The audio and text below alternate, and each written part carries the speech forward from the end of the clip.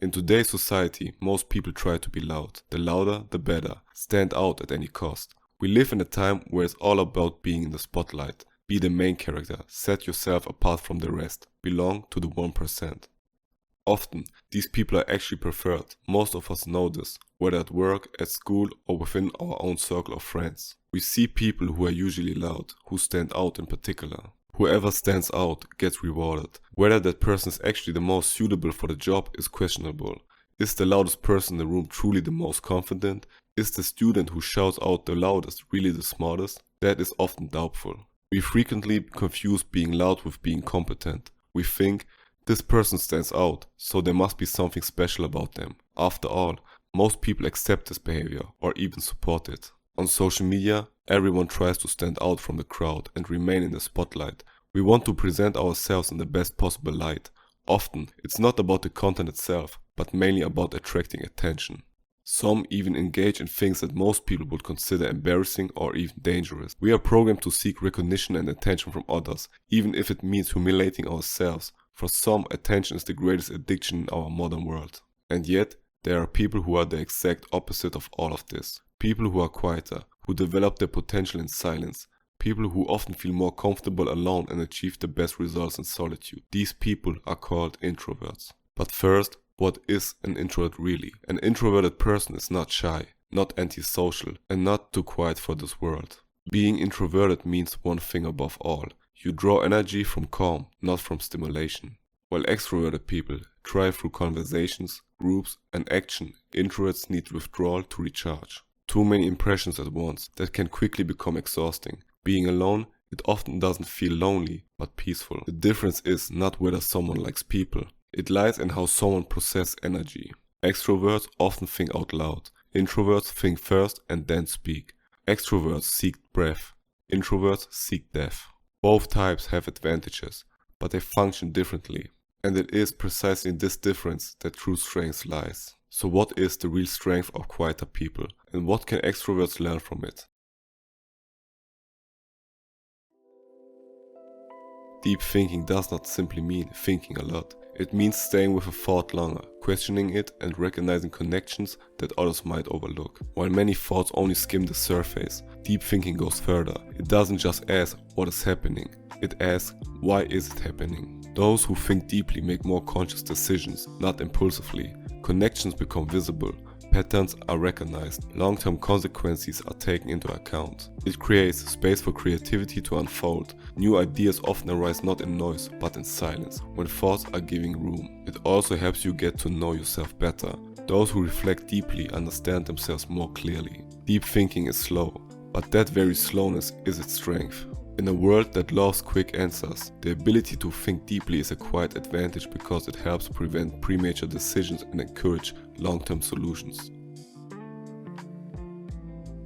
Another strength is listening. Introverts often speak less, but they listen all the more carefully. The advantage of this is that you step out of your own head and take on another person's perspective. We always see the world through our own eyes. A change in perspective can help generate new ideas and offer a new angle on certain topics. Those who listen gain a lot of information from others, while having the advantage of not revealing too many personal or confidential details about themselves. This protects you from sharing too much with the wrong people. Another point, people like to talk about themselves. When we listen and give another person the space to express themselves, it automatically reflects positively on us because we placed another person at the center. It can also help strengthen relationships and through active listening reveal things within ourselves.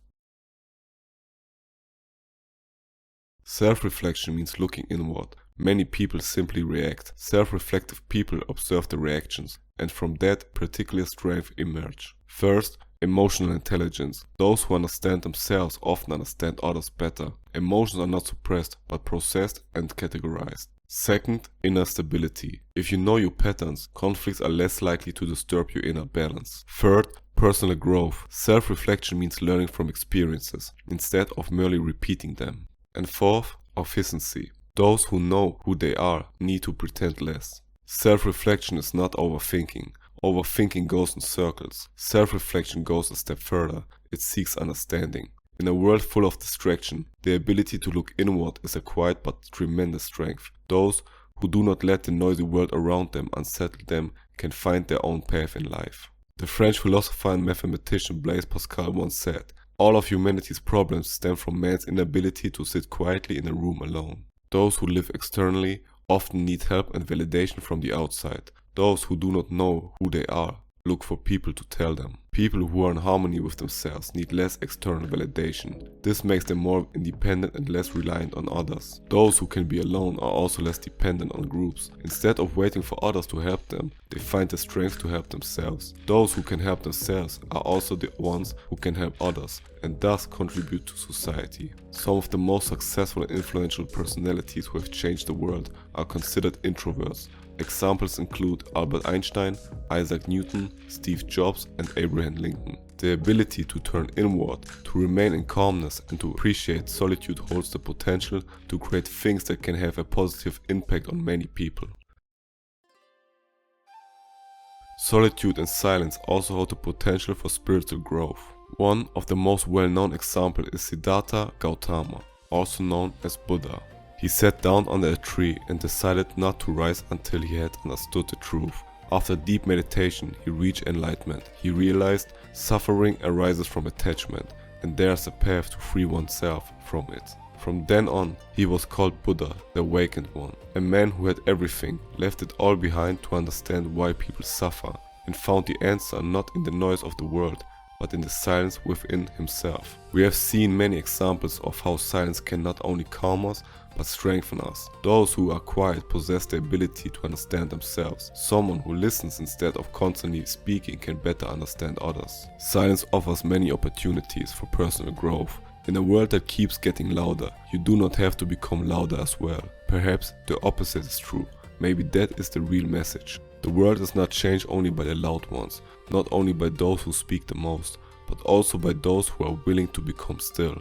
Silence is not a lack of strength, it is concentrated strength. In silence, thoughts arise that go deeper. Decisions become more conscious. Words carry weight. Perhaps true power does not lie in always being heard, but in first seeking to understand. And perhaps that is the quiet truth. Those who can endure silence often find more clarity than in the greatest noise. Because sometimes the greatest transformation does not begin with a loud entrance, but with a silent moment.